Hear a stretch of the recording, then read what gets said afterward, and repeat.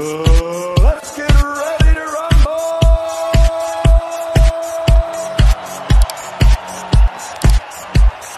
Hello mga idol, John Riel Casimiro, game na sumalo kumain.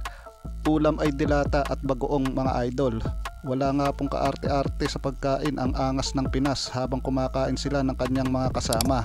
Nakikita nga sa video na tahimik lang na kumakain ang angas ng Pinas mga idol, at yung mga kasama lang niya ang medyo maingay mga idol.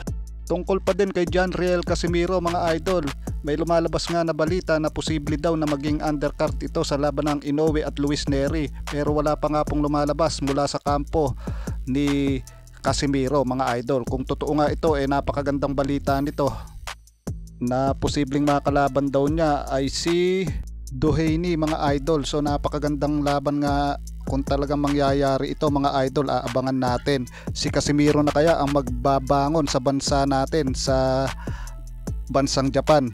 Alam naman po natin na puro talo ang inabot ng Pilipinas doon mga idol.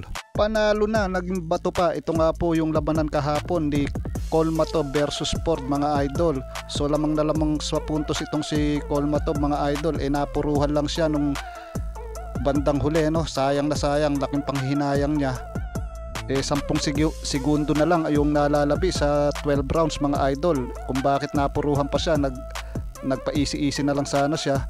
Anyway, ganun talaga sa mundo ng boxing mga idol. Sa scorecard, lamang na lamang siya. Makikita nga sa mukha ni Rayford, talagang basag na yung mukha nito. So sayang yung kanyang effort mga idol.